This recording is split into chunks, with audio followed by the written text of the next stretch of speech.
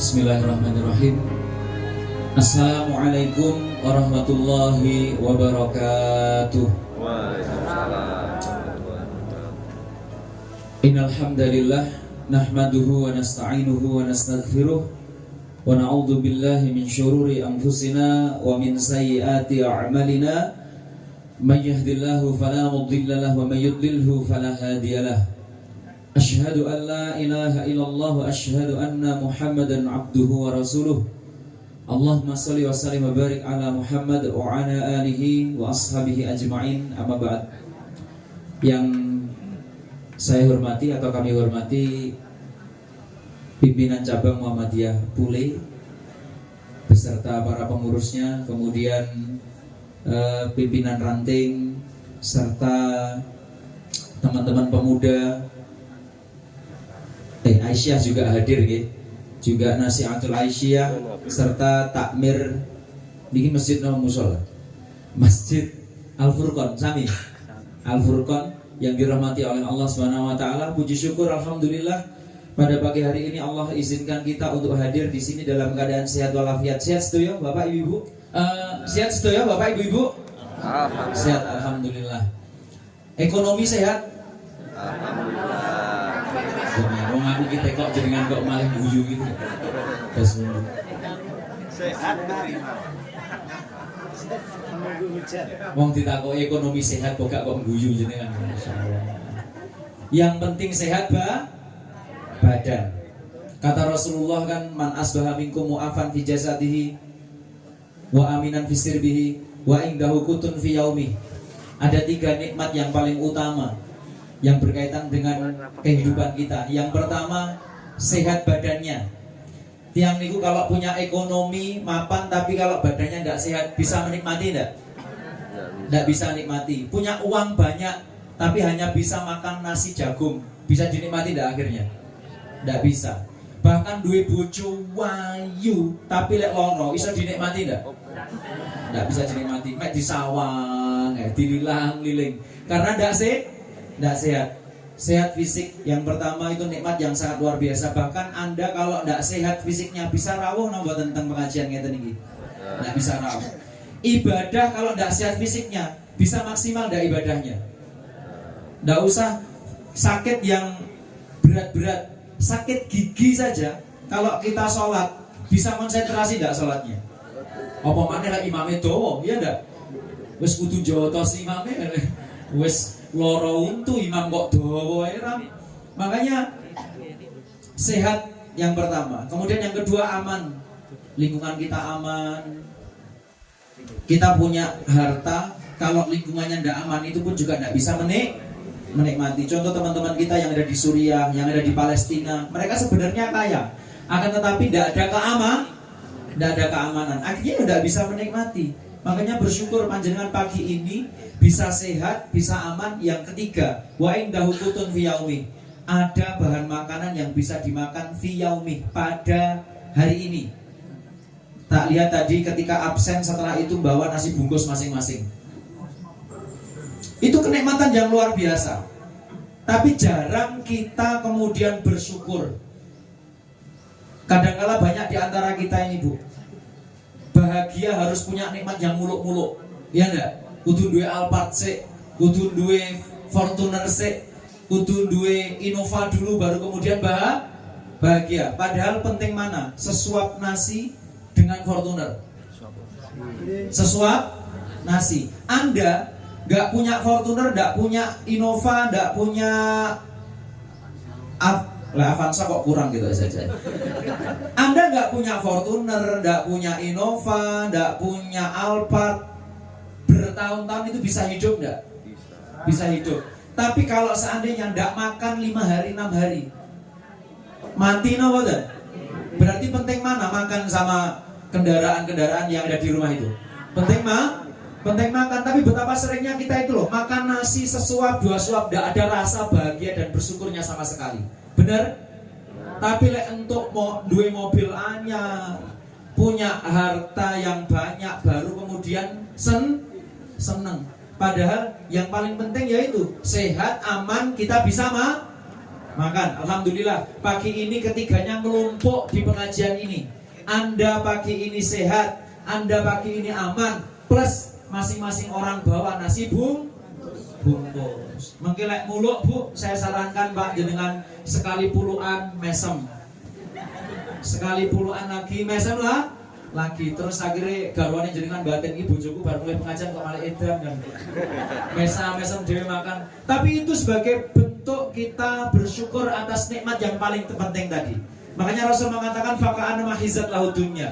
Ketika diberikan 3 nikmat ini, seolah-olah dunia dikumpulkan kemudian diberikan kepada kita. 1 sehat, 2 aman, 3 bisa hari ini loh. Bukan besok, bukan besoknya lagi. Hari ini bisa makan, itu nikmat yang sangat luar biasa.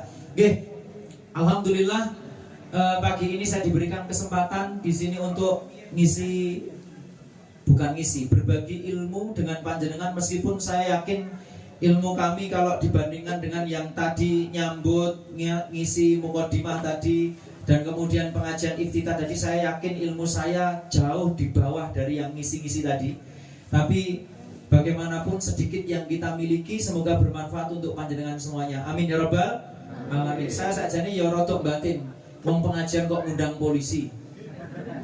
Jenengan apa mboten klentu lho, Bu. Pengajian kok ngundang polisi, kecuali lek bar pengajian terus ngenekne razia ning ngarep masjid ngoten. Itu baru ngundang polisi bener kan ngoten. Tapi mau nek razia bar pengajian kira-kira sing ketilang ya akeh iki mau. Tak lihat budal ya orang enek sing helm belas. Masyaallah, luar biasa. Jenengan itu menandakan kalau tauhid jenengan itu kuat, Pak. Tidak menggantungkan keselamatan pada helm. Tapi yo kleru sakjane ya. Seorang muslim yang baik itu senantiasa menaati peraturan yang berlaku di negaranya. Selama peraturan itu tidak mengajak kepada kemaksiatan. Ngoten. Jadi harusnya jenengan helman. Itu tanda kalau jenengan itu tidak qadariyah, tidak jabariyah. Ngoten nggih. Jenengan pakai helm itu tanda jenengan ahlus sunnah. Iya, ahlus sunnah. Bukan berarti kalau ahlus sunnah itu mesti NU tok, mboten. Sedoyo yang berpegang teguh kepada Al-Qur'an dan sunnah itu ahlus sunnah. Jenengan pakai helm itu ahlus sunnah saja. Karena apa? Menaati peraturan yang berlaku di negara kita. Kan ati Allah wa ati Rasul wa ulil amri minkum.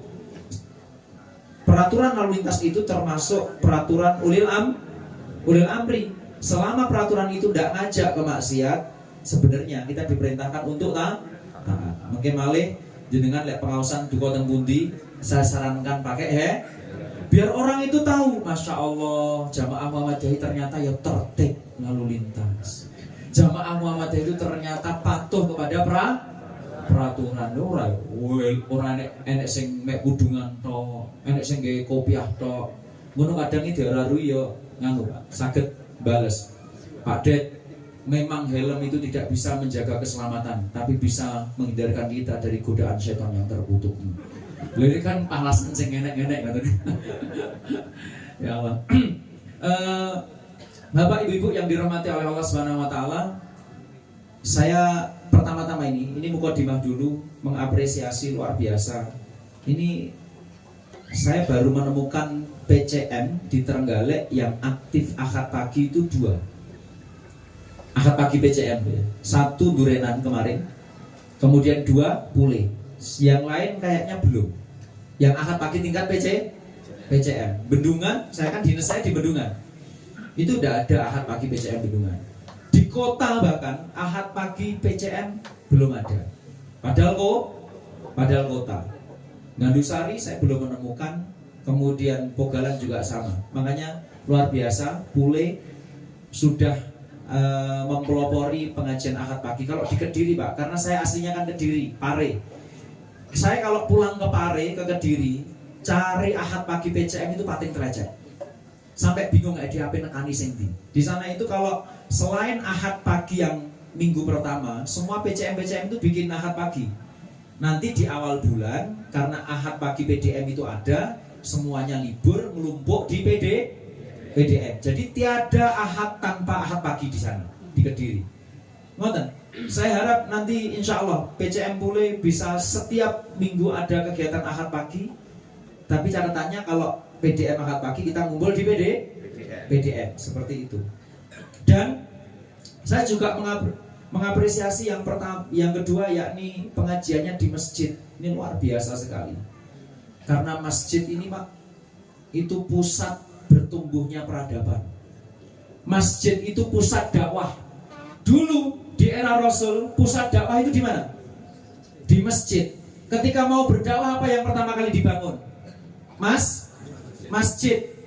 Makanya ini luar biasa sekali Panjenengan mengadakan kegiatan akad pagi di masjid, dan masjid ini keutamaannya sangat luar biasa. Panjenengan semuanya nggak ada di sini punya problem nggak di rumah? Kagungan problem apa? Punya pasti. Kagungan masalah? Pasti. Nopo mawon Pak masalahnya? Karena ekonomi satu. Sing jomblo-jomblo rong rabi iki 1, 2 iki paling wajah-wajah jomblo kan iki. Nah, iya ta. Ketok meseme jomblo karo gak jomblo iki beda. Kayak dipeksokno ngono lek jomblo Pak meseme iku. Ya, macam-macam problem kita. Ternyata ketika kita banyak sekali problem, banyak sekali permasalahan. Salah satunya ketika kita mencari solusi dan ketenangan batin itu adalah ketika kita menghadiri pengajian. Tidak hanya pengajian biasa, tapi pengajian yang diadakan di masjid. Karena Rasul mengatakan wa majtama'a qaumun, dan tidaklah sekelompok kaum itu berkumpul, ijtama'a itu berkumpul fi baiti min buyutillah, di rumah dari rumah-rumahnya Allah. Rumah Allah itu mana? Masjid. Barang siapa yang berkumpul di rumahnya Allah. Kalau orang berkumpul di rumahnya Allah di masjid, itu kebanyakan yang berkumpul di rumahnya Allah itu tukang mabuk atau tukang ngaji? Tukang ngaji. Tukang gaple atau tukang tadarus? Kalau orang berkumpul di masjid ini, kita berkumpulnya dengan orang soleh atau dengan ahli maksiat? Dengan orang yang berbuat dosa atau kemudian memperbaiki diri? Memperbaiki diri. Makanya diksi wa majtama'a qaumun fi baiti min buyutillah itu, kalau kita pengen punya ketenangan batin, satu berkumpul dengan orang soleh, berkumpulnya di masjid. Dan dulu di era Rasul dan para sahabat, setiap punya problem apa saja larinya ke masjid. Sampai perkara luwe niku lho ke masjid, Pak. Sama kayak jenengan pagi ini. Luwe bayangne iki engko insyaallah nasi bungkus. Bismillah ya Allah, nawa itu melu pengajian ora sarapan engko untuk mangan lillahi ta'ala, berangkat. Kok kene alhamdulillah dapat nasi bungkus. Dulu Umar bin Khattab suatu ketika keluar dari rumah mau ke masjid. Di tengah perjalanan ketemu dengan Abu Bakar. Ditanya sama Abu Bakar, "Wahai Umar, nyapa jenengan kok awan kendar-kendar urung wayahe adzan zuhur kok ke masjid?" Jawabannya Umar napa? "Aku keluwen." Wahai Abu, bayangkan perkara lapar saja Abu Bakar dan Umar perginya ke masjid. Makanya masjid di era Rasul itu tempat sumber solusi. Tempat sumber solusi. Jenengan kalau ke masjid dapat solusi enggak, Bu? Dapat solusi enggak? Makanya saya sampaikan kepada takmir-takmir masjid yang ada di sini. Masjid panjenengan harus jadi sumber solusi, biar jadi magnet orang-orang itu untuk mau ke karena tadi dapat keluhan, "Pak, ini masjid Edo ini tambah suwe tambah sepi." Nggih, Pak. Di mana-mana masjid tambah suwe tambah sepi. Wes sepi isine wong tuwek-tuwek tok. Saya kemarin beberapa waktu lalu ke masjid. Ke masjid isinya jamaahnya cuma 4 di kota. Masjid Muhammadiyah juga. Dekat kami. Dekat lingkungan kami. Isinya cuma 4, yang 3 itu pensiunan. Sing usianya muda cuma saya. Saya masbuk pada saat itu. Imamnya sepuh, jamaahnya 2 juga sepuh. Saya masbuk, kemudian salam krana sepuh-sepuh kabeh. Kula batin, lagi mau kok wis salam rumangsaku jek rakaat ketelu. Iki sing kleru aku apa wong kan ngoten. Habis itu kita selesai, saya juga salam, kemudian keluar masjid. Wong tuwek-tuwek niku gremeng-gremeng. "Mbah, aidemo sakjane rakaate 3 apa 4 to?" Niki lho, masjid isine wong tuwek-tuwek ngeten, sampai rakaat lho lali. Terus kemudian tak bilangin, rumaos kula Pak, jenengan mau niku rakaat ketelu. Oh iya to Mas. Nggih, gek jenengan gek balik nang masjid dan diomongi imamnya dijak nambah. Akhirnya balik diomongi dibilangin imamnya, Pak Imam, demo ternyata kita 3 rakaat. Iya to. Wis tambah siji lek no. Akhirnya tambah. Masjid sekarang kayak gini loh Pak, keadaannya isinya orang-orang tua. Kenapa demikian? Satu, karena masjid tidak menjadi sumber solusi bagi umat. Yang kedua, nanti akan kita terangkan dalam metodologi dakwah. Nanti akan kita terangkan nanti. Yang berikutnya, kaderisasi jauh dari masjid. Makanya saya sering menggemakan di kegiatan-kegiatan Muhammadiyah. Ayo toh, kaderisasi itu tidak usah di tempat-tempat lain. Di masjid. Base camp pemuda di masjid. Base camp Nasihatul Aisyah di masjid. Karena apa? Dahulu sampai para generasi salaf itu semua kegiatan kaderisasi itu di masjid. Sekarang kan tidak. Makanya teman-teman di kota itu tak bilangin, ayo pemuda base camp ning masjid. Nasihatul Aisyah pundi? NA temen mriki wonten apa mboten? NA, angkat tangan sing NA. Di 1, 2. Jenengan tahu enggak kenapa kok pakai nama Nasihatul Aisyah? Kenapa kok pakai nama Nasihatul Aisyah? Kok gak Nasihatul Khadijah? Kok gak Nasihatul Fatimah? Kenapa? Sing iso jawab nasi bungkusnya saya enak ora, Pak. Kenapa kok Nasihatul Aisyah? Jenengan kan ikut Nasihatul sing NA ndi to, pundi? Angkat tangan. Jajal iso jawab kok. Jangan-jangan ikut NA ndak tahu. Coba. Gak enak sing wani ngaco. Emang gak melu NA? Oh, ndak ikut. Sesek melu ya. Terus apa nih? Iki NA iki mesti apa ngaco mesti. Gurine ya NA. Coba Nasihatul Aisyah itu kan dari kata nasya'a. Artinya itu tumbuh. Jadi diharapkan teman-teman yang ikut NA itu seperti tumbuh kembangnya Aisyah. Satu-satunya istri Nabi yang sejak remaja sudah dibina oleh Nabi itu cuma Aisyah. Khadijah enggak. Ketemu Nabi bahkan dalam keadaan sudah janda. Termasuk istri-istri yang lain, entah itu Sofia dan lain sebagainya, Ummu Salamah, semua dalam keadaan sudah tua. Tapi satu-satunya istri yang tumbuh kembangnya itu sejak remaja sudah dididik oleh Rasul itu adalah Aisyah. Makanya ketika kalian ikut NA itu diharapkan Anda tumbuh kembang di bawah ajaran Rasulullah Shallallahu Alaihi Wasallam. Maka tidak ada alasan NA gak ada pengajian, tidak ada alasan. NA harus ada pengajiannya. Benopo mbak NA pengajiannya? Sabtu. Sing hadir berapa ribu orang? Masya Allah. Pemuda juga sama. Di Pemuda Muhammadiyah itu tulisannya apa tang logone? Fastabiqul khairat. Berlomba-lomba dalam al khairat, kebaikan dalam artian di sini adalah beramal soleh. Kalau pemuda Muhammadiyah mengamalkan betul fastabiqul khairat, ngaji gak ada yang telat, Pak. Angkat tangan pemuda Muhammadiyah pagi ini. Ini punya mutu. Masya Allah. Alhamdulillah. Selamat. Kemarin saya ke Durian tak tanya, di pemuda Muhammadiyah gak ada yang teko. Ahad pagi. Ini tandanya pemuda Muhammadiyah mulai insya Allah. Jadi pemuda-pemuda yang benar-benar Muhammadiyah. Muhammadiyah itu kan pengikuti Rasulullah. Ingat ini berlomba-lomba dalam kegiatan kebaikan. Ngaji datangnya duluan. Karena arane lomba niku disi-disian apa keri-kerian, Pak? Cobi. Yang namanya fastabiqul khairat itu kan lomba dalam kebaikan. Sing arane lomba niku disi-disian apa keren-kerenan? Disi-disian. Enek kota infak mubeng. Akeh-akehan apa didik-didikan? Niku pun mubeng apa dereng kota infake? Enten kota infake napa mboten Pak Kota BCA? Wonten kota infake teng pundi? Depan. Wah, jane diubeng nih. Lek ning kono kadang ana sing mlipir liwat kono ben gak diubeng nih, Pak. Ngoten. Ben aku ya iso nyawang sing nyemplungne 1000 karo 2000 karo 50.000 ketok kok gini.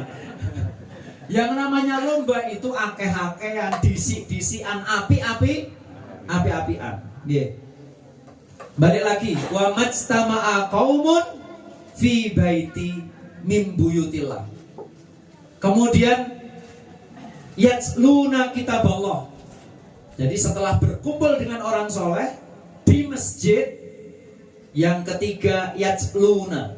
Jenengan tahu makna yatluna dari kata tala yatslu yang artinya adalah membaca. Tapi bukan hanya sekedar membaca. Karena tala sama qoro'a, kalau biasanya terjemah, kan membaca itu ada dua. Ada qoro'a yaqra'u, kemudian ada tala yatslu. Ini pakai yatluna.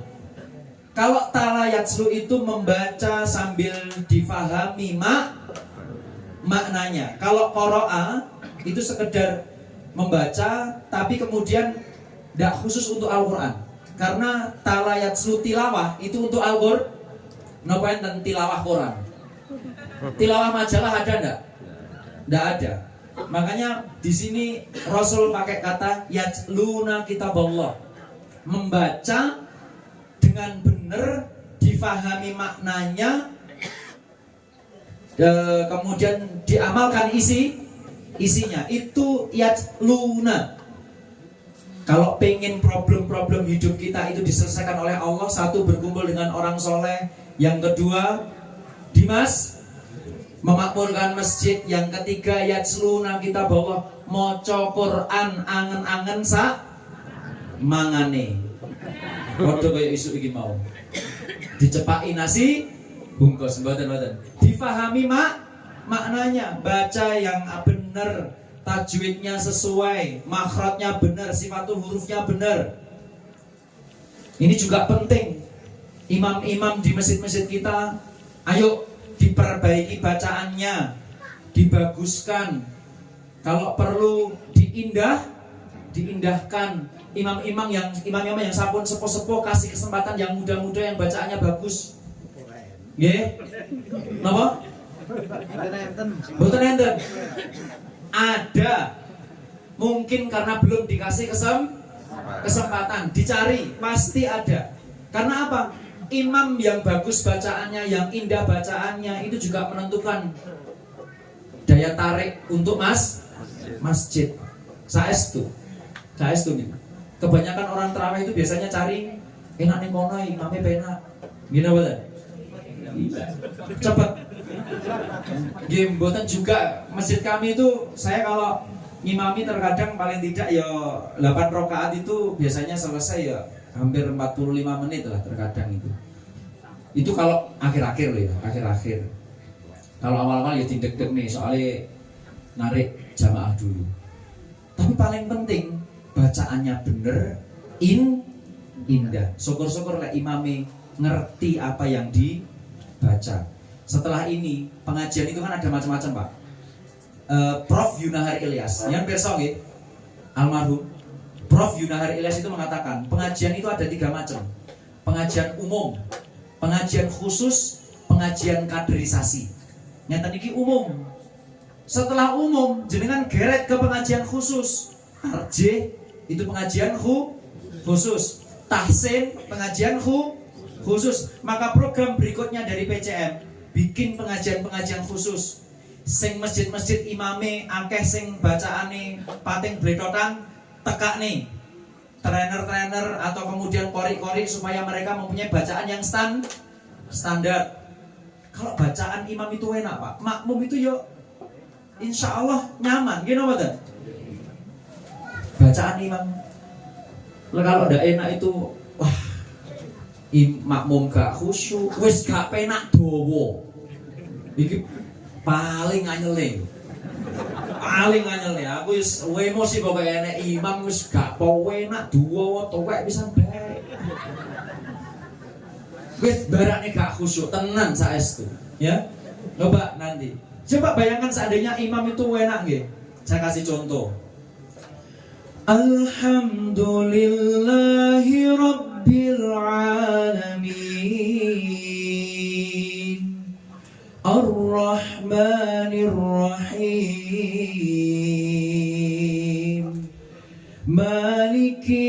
yaumiddin.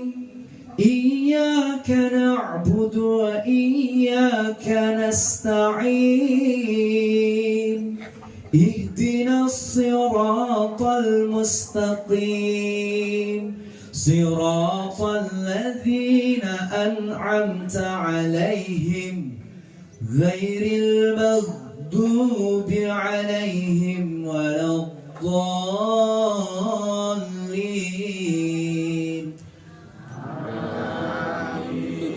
Imam jenengan ngeten iki. Nggih. Sok ben tak cek. Monggo Pak hadirin, yatsluna kitaballah, membaca Al-Qur'an dengan baik, benar dipahami maknanya. Angen-angen sak maknane. Kemudian yang berikutnya, pengajian ini kenapa saya katakan keren dan menjadi obat hati untuk panjenengan? Wa yatadarasunahu bainahum. Deres mempelajari agama Allah. Ini obat hati. Pertama kumpul sama orang soleh, kedua ke masjid, makmurkan masjid, yang ketiga baca Qur'an, angen-angen sama maknane, yang keempat yakni mempelajari agama, ngaji. Ketika step-step ini jenengan lakukan, Anda punya problem apa saja, kata Allah, illa nazalat alaihimus sakinah. Tidak lain dan tidak bukan, Allah akan turunkan sakinah. Tahu arti sakinah? Sakinah apa Pak? Sakinah ketenangan. Akan tetapi bukan hanya sekedar ketenangan biasa. Dalam Al-Quran itu kan ada dua diksi ketenangan itu. Satu pakai sakinah, dua pakai mutmainnah. Tumakninah. Tapi kan kedua kata ini tidak bisa diwolak-walik. Ada nggak orang yang nikah, Pak, mugi-mugi pernikahannya tumakninah nggih. Wonten apa mboten? Padahal teng terjemahan podo-podo tenang, ya enggak? Atau ada orang sholat misalnya, jenengan katakan, badhe tindak pundi Pak? Ajenge sholat, ya muga-muga sholatnya sakinah mawaddah warahmah. Ada enggak? Enggak ada. Itu buktinya kalau kedua kata ini meskipun terjemahnya sama, tapi konteksnya berbeda, penggunaannya juga berbeda. Kalau tumakninah itu ketenangan karena kefahaman. Makanya wong sing salate ki paham apa sing diwaca mesti tenang. Lek gak paham apa sing diwaca 20 rakaat kuwi lho iso mek 7 menit. Iya, karena ndak berupaya untuk mentadaburi, memaknai apa yang dibaca, termasuk kefahaman informasi terkait ibadah. Misalnya contoh, Masjid Al-Furqan nanti Ramadan berencana untuk satu terawih itu 1 juz. Tapi imamnya ra ngumum nih. Imamnya gak ngumum nih. Akhirnya jamaah tahu enggak? Dia paham enggak kalau nanti itu 1 juz? Enggak paham. Ketika ikut terawih, awalnya imam baca Al-Fatihah sik tenang-tenang mawon. Alhamdulillahirabbil alamin, Arrahmanirrahim, sampai selesai waladzallin. Makmum sik tenang. Kemudian setelah itu lanjut Alif Lam Mim. Makmum mulai baca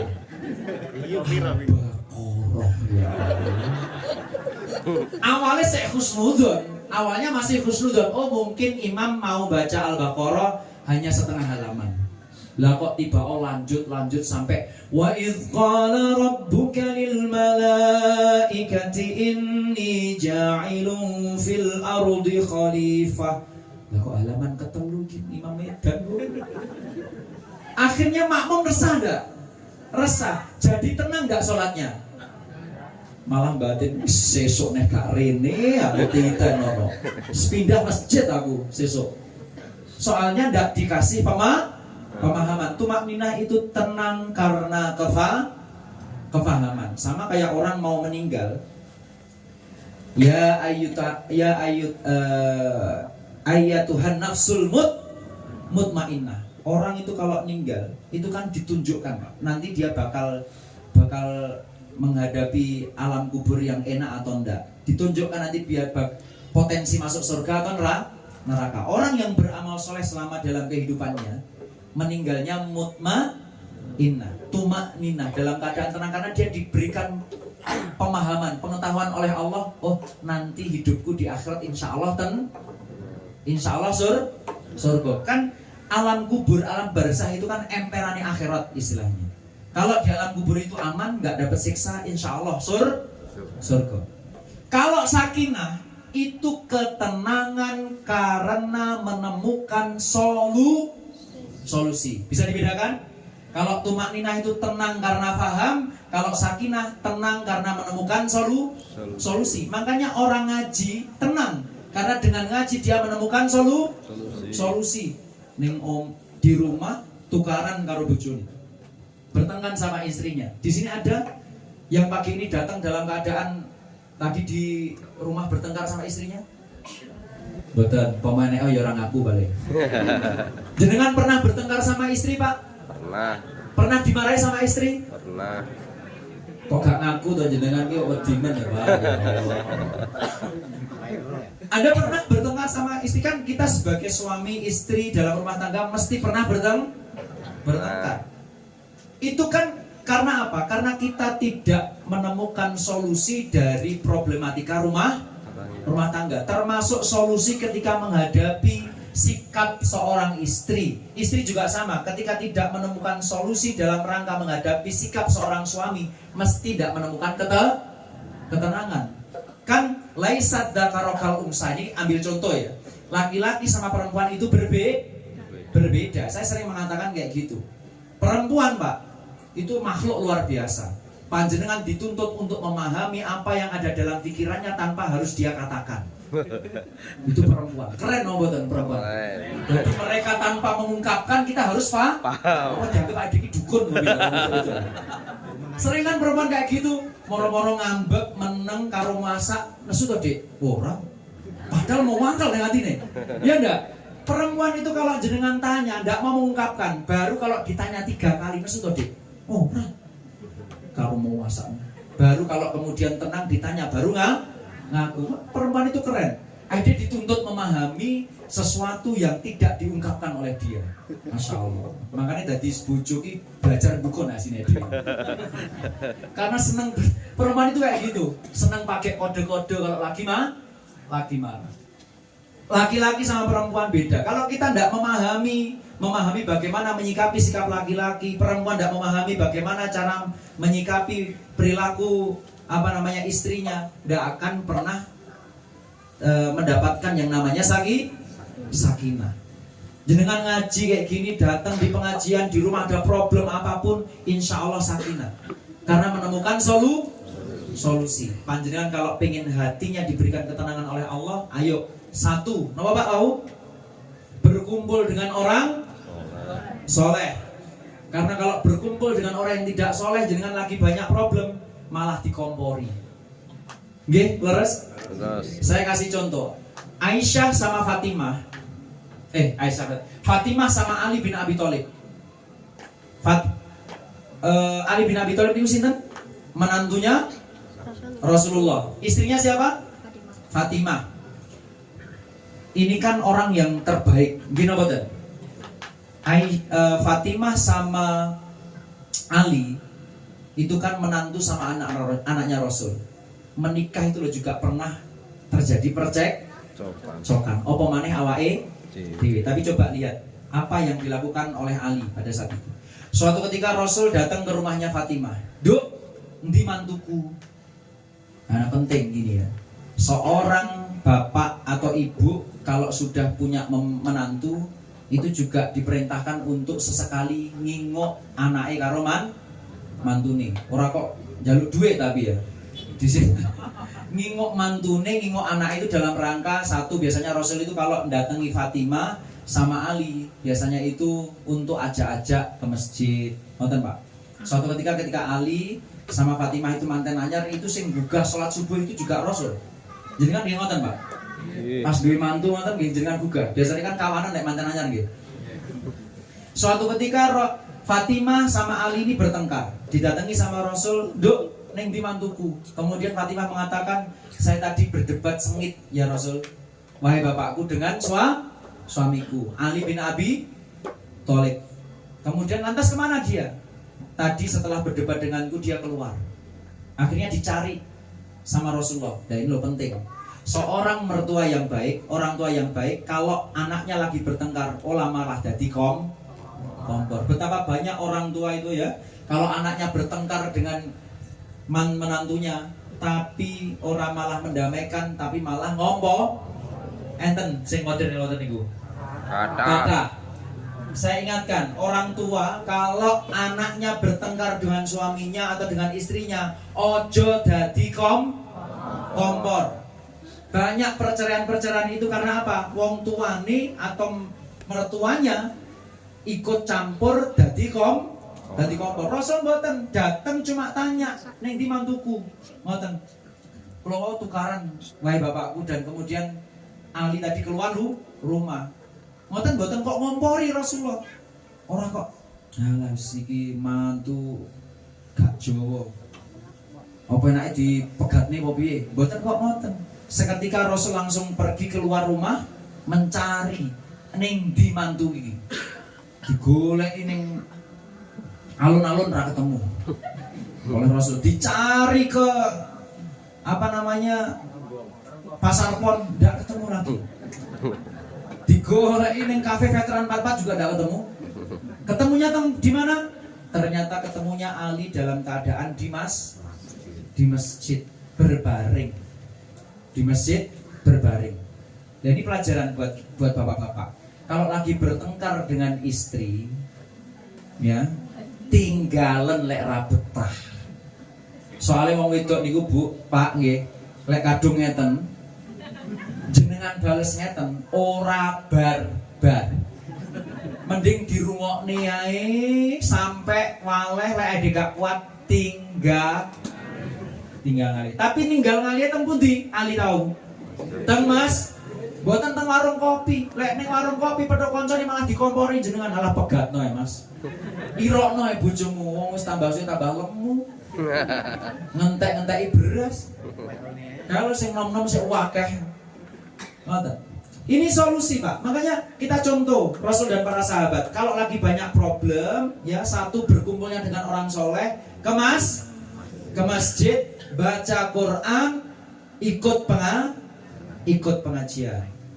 Makanya alhamdulillah dengan datangnya panjenengan di pengajian ini, semoga panjenengan semuanya diberikan sakinah oleh Allah Subhanahu wa taala.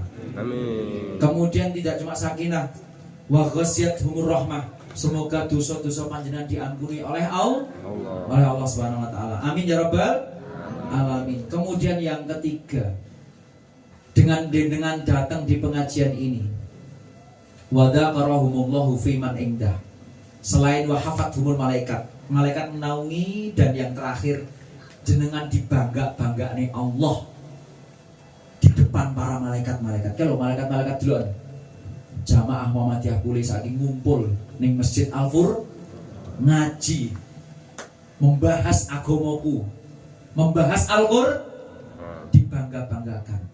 Makanya jenengan itu Pak, kalau datang di pengajian kudu semangat karena banyak sekali keutamaan.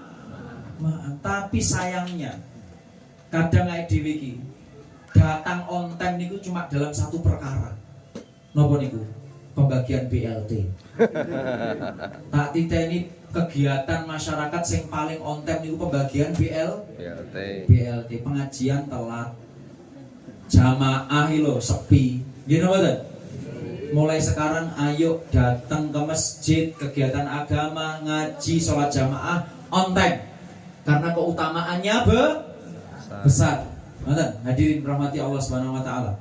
Nggih. Itu tadi mukadimah. Karena jare ini kula sampai jam 12 niki, Mas. Mukadimah sak jam. Nggih, hadirin yang dirahmati oleh Allah Subhanahu wa taala, saya akan tambah materi saya sedikit saja karena tadi mukadimahnya udah banyak.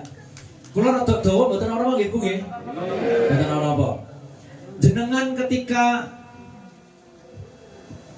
ini saya benar nyusun materi tadi, tapi karena tadi saya dikasih mukadimah keluhan, jadi materi saya pengajian pagi ini adalah menjawab keluhan. Tadi keluhan pertama problem, keluhan kedua masjid Masjid sepi. Ini keluhan ketiga. Piye Pak carane geret masyarakat supaya mau kemudian memakmurkan masjid? Piye carane geret masyarakat supaya ikut dalam gerakan-gerakan kita? Gerakan-gerakan dakwah. Kan itu kan problem sekarang. Angel apa ndak golek jamaah pengajian? Sulit ndak? Sulit gak cari jamaah masjid ini? Sulit. Makanya materi berikutnya ini saya tidak sesuai dengan apa yang saya ketik dari pagi, tapi ini materi dadaan.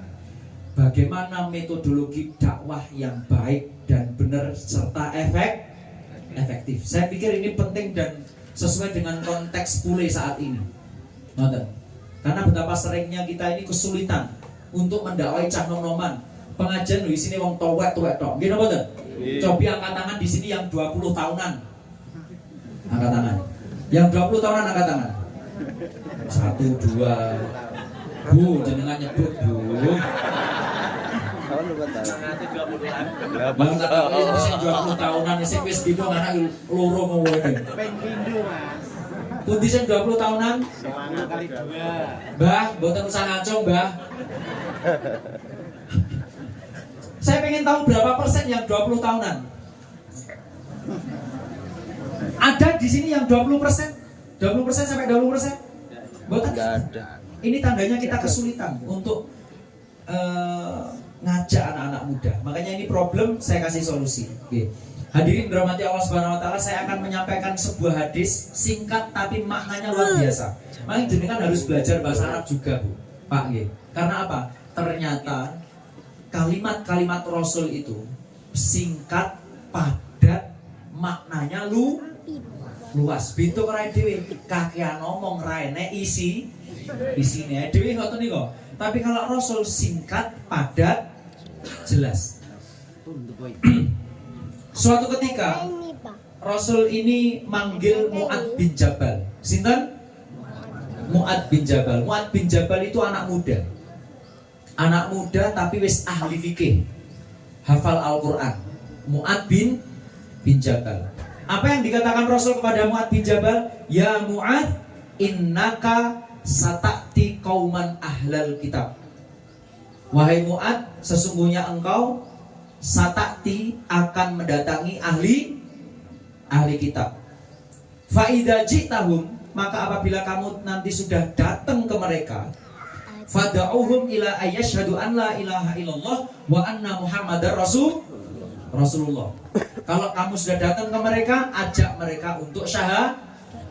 Sekilas ketika kita baca terjemahannya kayak hambar, ngono-ngono ae artine. Padahal kalau kita oncei dari kalimat-kalimat dan kita kemudian mencari syarah penjelasan dari para ulama, ternyata maknanya sangat luar biasa.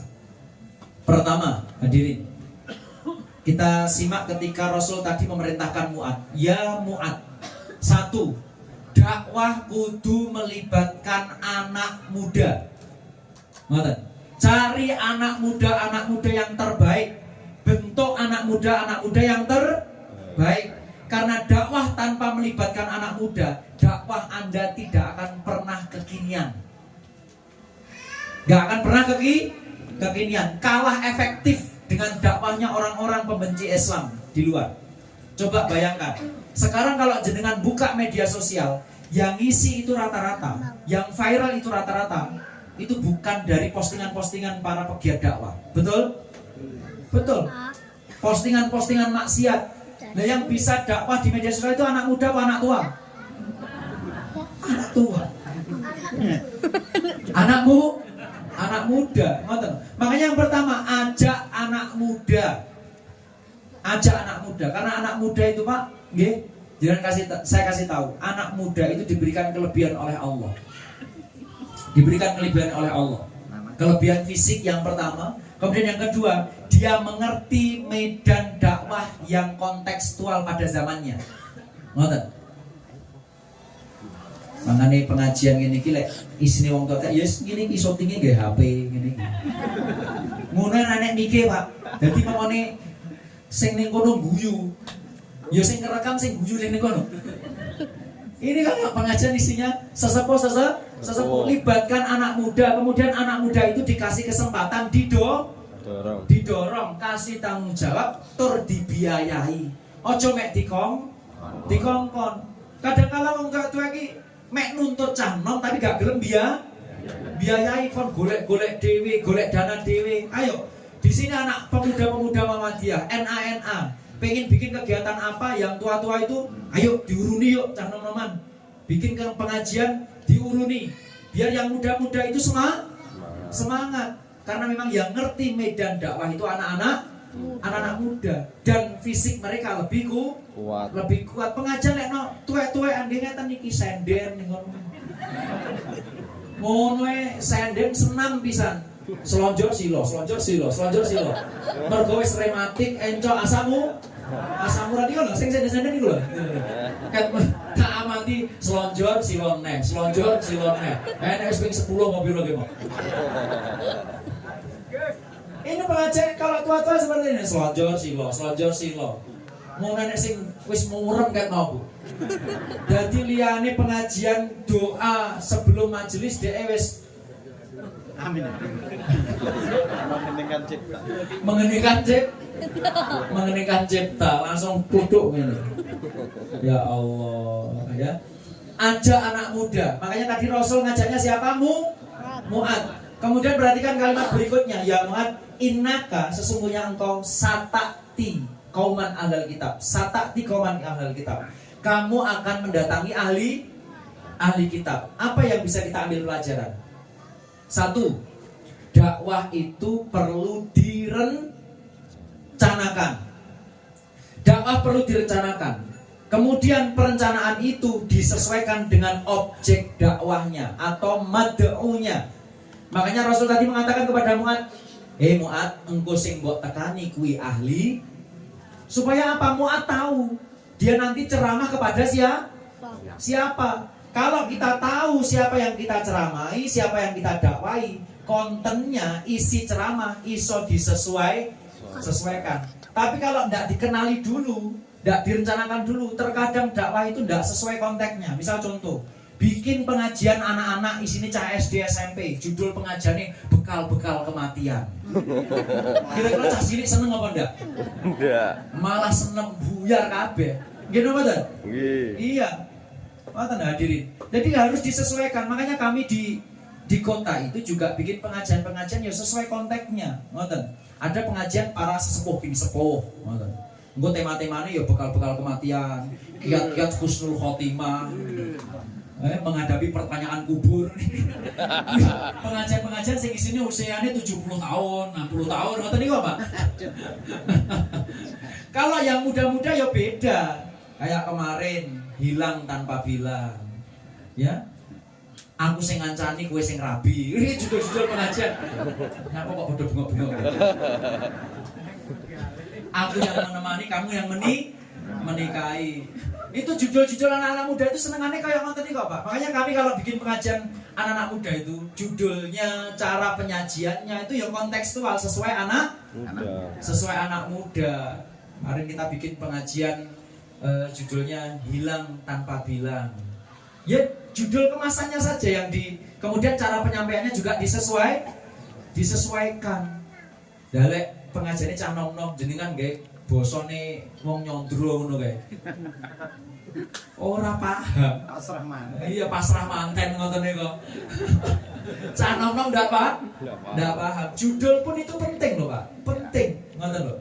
Makanya saya sering kan sama Ustadz Anang, sama teman-teman itu pengajian di kafe. Cah nom-nom yo lek diundang ning masjid sing teko didik, Pak. Saya bikin pengajian tak undang anak muda pengajian remaja di masjid ngoten. Sing teko didik enek mung 50 atau 60 ngoten. Tapi ketika pengajian itu kita coba di kafe kemarin, coba mungkin boleh jadi teman-teman itu pengen kegiatan-kegiatan anak muda sing keren.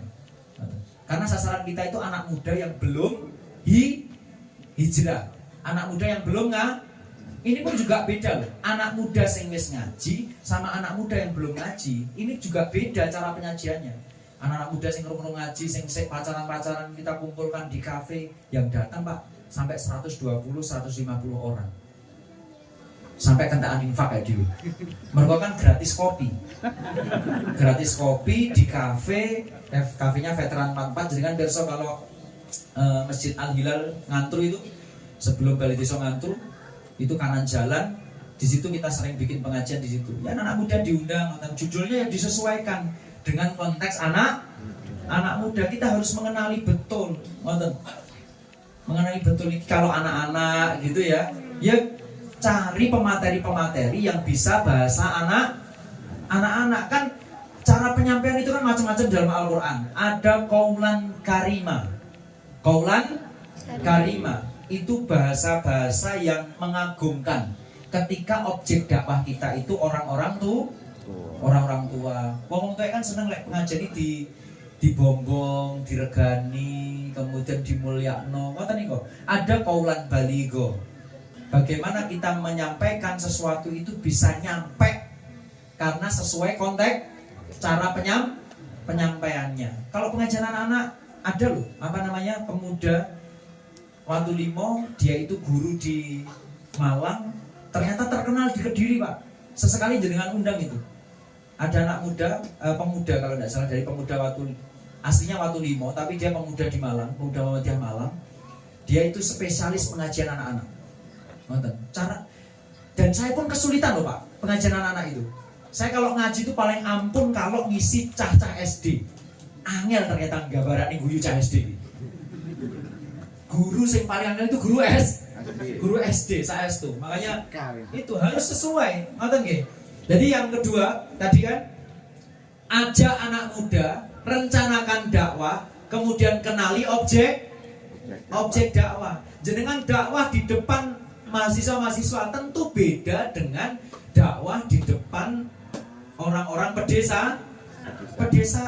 Ngoten. Dakwah ning kepolisian karo dakwah ning masyarakat umum yo beda, Pak. Dan saya merasakan dakwah paling angel ning kepolisian. Oh, angel. Wong dijak salat kadang ngelo kanca-kanca, "Kula aku titip pedet."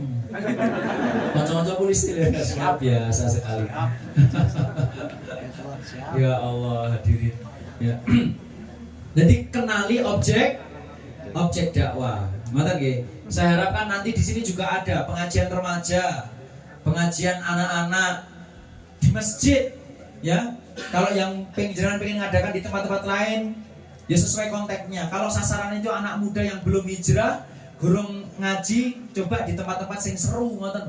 Dijak camping karo ngaji, dijak bakar-bakar karo ngaji. Kita kalau hari Senin itu ada kegiatan futsal bareng pusat tanam. Biasanya hari Senin 3:30 itu ya futsal, habis futsal ya ngobrol-ngobrol biasa, engko dijak ngaji, ngoten niku, Pak. Karena memang anak muda itu butuh kegiatan-kegiatan seru. Makanya lek ngeten-ngeten kadang kala kemarin kan disambati Masjid Al Fajar, Pak Det. Mungkin kalau kumpul nih nggih kare nem-nem. Lah nek apa, Pak? Dijak ngajar ora tau gelem. Kemudian kita kumpulkan anak muda, pemudanya Masjid Al Fajar Surondakan itu ketika tak tanya, "Nyapa lho Mas, sampeyan kok gak gelem teko pengajian?" Lah wong bosen Pak Det sing diomongne pambah pernikahan, lah iki si SMA. Artinya kan ternyata mereka itu pengen materi yang sesuai dengan dia butuhkan, ngoten. Makanya Rasul tadi kan mengatakan kepada Mu'ad bin Jabal, "Sing ape mbok parani iki ahli kitab, wong sing rong kenal Islam." Dakwah ya kudu sesuai.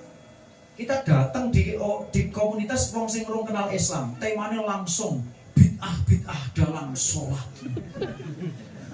Iki cetas teko wis ngomongne bid'ah, blayu Pak. Saestu blayu. Nggih napa to? Macam-macam khilafiyah. Payah. Perbedaan mazhab. Muluk-muluk seperti itu. Ya. Nah, perhatikan, tadi kan innaka sata'ti qauman ahlal kitab. Dakwah direncanakan, kenali objek dakwah. Perhatikan berikutnya. Fa idza ji'tahum, maka apabila kamu wahai Mu'ad, ji'tahum, ji'ta itu dari kata ja'a artinya datang. Sudah tiba dan mendatangi mereka. Perhatikan. Tadi mikir enggak apa-apa ya. Tadi pakai sata'ti, sekarang pakai cita atau ja'a. Kalau terjemahnya terkadang artinya itu sama-sama mendatangi atau datang, tapi beda. Kalau ata yakti itu artinya mendatangi tanpa beban, mendatangi tanpa beban. Kalau jaa itu datang sambil bawa beban. Maksudnya dari seperti contoh, panjenengan nekani akikoan karo nekani becean niku beban pundi? Nekani nikahan niku lho. Resepsian, cek beban pundi? Becean. Mergo napa? Becek. Tapi lek nekani akikoan beban napa to? Boten mung garek teko madang, iya ndak? Itu yang dimaksud beban itu kayak gitu. Lah di sini yang dimaksud beban oleh Rasul beban apa? Beban dakwah. Ketika kamu datang mendatangi mereka, ya sambil bawa beban dakwah, fa idza ji'tahum fad'uhum, ajak. Makanya dakwah itu Pak mendatangi kemudian mengajak. Orang kok ngenteni. Terkadang kita takmir ranting Pak cabang pengen jamaah tambah tapi ratau nekani, ratau ngejak. Saya pernah ketemu sama takmir masjid itu, piye Kang masjidmu? Nggih ngaten iki Pak. Makmur, nggih ngaten iki. Pun jenengan jak, alah pendintani mawon Pak Det. Teko karepmu gak karep. Ini keliru. Karena Rasul dulu dakwahnya itu mendatangi mengajak. Kami di Pare, saya di Pare itu ada masjid namanya Al-Hakim. Masjid Al-Hakim depannya ada pondok pesantren namanya Imam Tirmizi. Masjid Al-Hakim itu masjidnya ranting tertek di Pare. Ya. Di sana hadirin, waktu pertama kali supaya masjid itu tidak ditolak. Karena kan kadang-kala isunya macam-macam lah, ada yang ngapin di masjid gitu. Sing radikal, Wahabi, macam-macam. Akhirnya teman-teman itu Pak keliling dari rumah ke rumah. Ngenek nih adum sembako, nekani, ditekani, ditumi sembako, pengajian di rumahnya A, rumahnya B, rumahnya C, dibiayai sama teman-teman, dibiayai, biar tuan rumahnya itu tidak kebeban. Ngeten iki lho dakwah itu. Akhirnya masyarakat itu ketika teman-teman mendirikan masjid dan pondok tidak ada penolakan sama sekali. Ngoten Pak. Jadi dakwah itu mendatangi, mengajak, sama kayak Rasul perintah Muhammad tadi. Fa idza ji'tahum, apabila kamu mendatangi mereka, ora kok ngenteni mereka, mendatangi mereka. Takmir ayo, kalau bikin pengajian, bikin kegiatan, datangi tetangga-tetangga jenengan itu, diundang. Saya kalau di masjid kami Al Furqan itu hari Sabtu itu ada pengajian namanya subuhan bareng Ustaz. Itu awalnya Pak yang datang dikit. Kenapa kok bisa banyak? Kita cetak undangan itu. Undangan pengajian Sabtu pagi ngaji bareng Ustadz. Undangannya bukan hanya sekedar undangan biasa. Ini undangan plus voucher makan. Ngoten. Didatangi, diundang. Yang mendatangi ojo kok ngongkon bocah cilik-cilik. Leng, kok terno yo undangan pengajian ngene Pak A, Pak B, Pak C. Gak diregani, Pak. Yang mendatangi siapa? Ketua takmirnya, ustadznya, kami bahkan keliling sendiri. Pak, benjing rawuh nggih pengaosan subuhan Sabtu, Pak. Benjing rawuh nggih pengajian subuhan Sabtu. Plus nanti ini undangannya tukar voucher makan. Ngoten, Pak. Mengke lek mboten rawuh terus pundi beng mengke dahare kula terne. Akhirnya isin-isin dhewe ngoten. Nggih napa ta? Iya, jadi yang enggak hadir itu makannya itu kita anterin. Lho napa niki Mas? Niki amargi undangan niku voucher makan jenengan kok boten rawuh nggih niki dahare panjenengan kula terni. Akhirnya ben minggu diteri kan akhirnya sungkan. Diki ora ngaji kok diteri pangan. Ngoten, Pak. Terus makannya nanti biayanya dari mana? Pakai kota infak enggak masalah, urunan enggak masalah. Atau kemudian golek menu-menu sing minimalis tapi so akeh. Soto duduhe sing diwakai. Engko sak piring ya iwake pirang suwir ngono ae. Ndak masalah, yang penting itu bisa meriah dan rame. Jadi dakwah itu mendatangi betapa seringnya kita udah di takmir masjid, imam musola, tapi rata wajah ajak mboten kok teng masjid, Pak. Datangi itu silaturahim, makanya jamaah tabligh itu ada benernya loh. Mendatangi, Pak, mengke bibak da isya wonten pengaosan rawuh nggih niki undanganipun mengke saged ditukarne jemblem ngoten. Bisa ditukar undangan niki mengke ditukarne konsumsi, undangan niki mengke ditukarne snack. Mengki lek mboten jenengan mboten rawuh kula terni lho Pak, nganu snack-e. Engko akhirnya kan sungkan teko, bener ndak? Yang mendatangi itu pun harus tokohnya. Makanya dari ketua PCM, ketua ranting, ketua takmir itu berat Pak. Berat, jenengan nanti dimintai pertanggungjawaban. Makanya harus tanggung jawab, datangi itu. Anak-anak muda yang enggak mau ngaji datangi. Ngoten. Didatangi diajak, boten ngenteni. Betapa seringnya kita itu ngenteni. Kalau dakwah itu menunggu ngenteni, Islam gak sampai Trenggalek, Pak. Nggih napa mboten? Gak sampai Trenggalek, tapi karena dulu pejuang-pejuang Islam itu jauh-jauh dari Jazirah Arab ke Indonesia. Itu kan sama kayak sesepuh-sesepuh Muhammadiyah yang dulu awal-awal di sini ngerintis. Itu kan kenapa itu gak dilanjutkan? Mendatangi ngajak, ya. Faida ji'tahum fad'uhum. Datangi, ajak. Kemudian diajak kemana? Ila ayyashhadu an la ilaha illallah wa anna muhammadar rasul. Ngejaknya syahadat. Karena apa? Karena yang didakwahi non-muslim. Ini juga menandakan kalau dakwah itu kontennya kudu sesuai dengan sapa sing didak.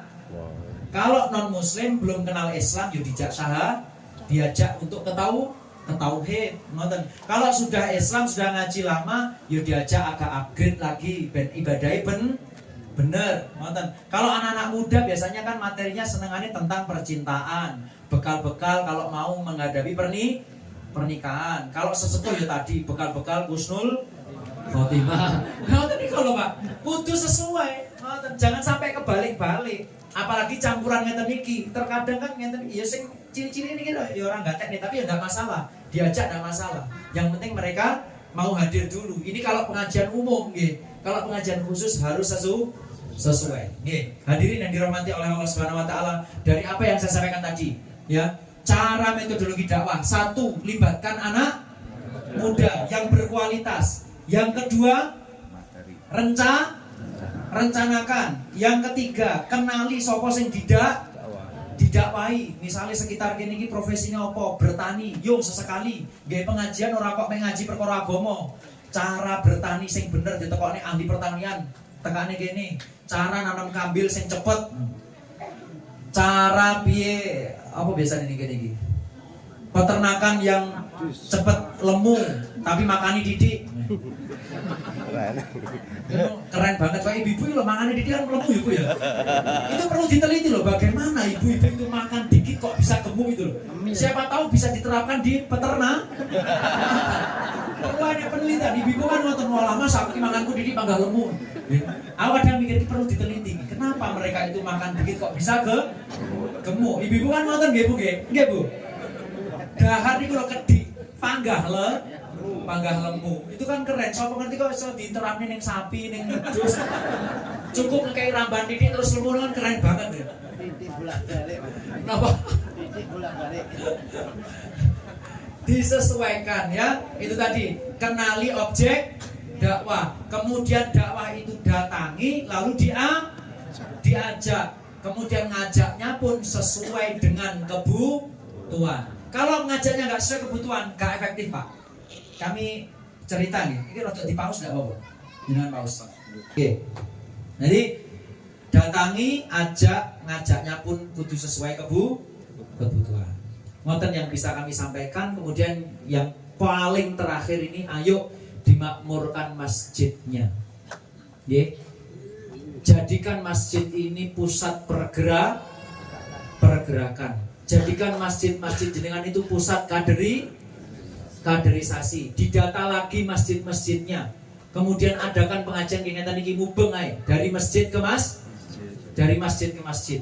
Karena memang perintahnya Allah itu memakmurkan masjid. Innama ya'muru masajidallahi man amana billahi wal yaumil akhir wa aqamas sholata wa ataz zakata wa lam yakhsha ilallah fa ulaika asa ayyakunu minal muhtadin.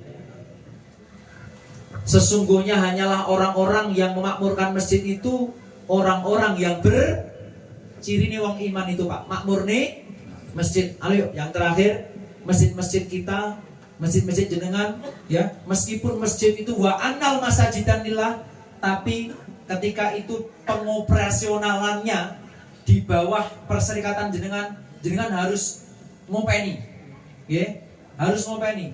Nadirnya siapa? Kalau nadirnya kita Muhammadiyah, ayo masjidnya diopeni. Pun begitu, yang dipasrai kudu tenanan nek ngopeni. Jangan sampai kemudian terlantarkan. Imame golekne memang sing apik, sing nom-nom dan lain sebagainya. Dan kemudian diaktifkan kegiatannya. Siap? Siap. Angkat tangan yang tadi pagi subuh sholatnya di masjid, bapak-bapak. Oh, gak mau mas, aku mau ria aku. Iki alasane wong aras-arasan di masjid. Ya Pak nggih, siap mamuran masjid? Siap. Ayo mulai sekarang masjidnya dulu. Karena apa? Ahmad Dahlan dulu memulai juga dari masjid, dari musola. Ngoten. Tapi sekarang banyak masjid-masjid kita yang dilalaikan. Itu yang bisa kami sampaikan pada pagi hari ini. Saya pikir sudah 2 jam, masya Allah, luar biasa. Oke. Saya tutup. Sampun Pak Ketua PCM. Sampun nggih. Saya tutup dengan doa kafaratul majlis. Subhanakallahumma wa bihamdika asyhadu an la ilaha illa anta astaghfiruka wa atubu ilaik. Mohon maaf atas segala kekurangan. Semoga apa yang saya sampaikan ada manfaatnya. Wassalamualaikum warahmatullahi wabarakatuh. Waalaikumsalam.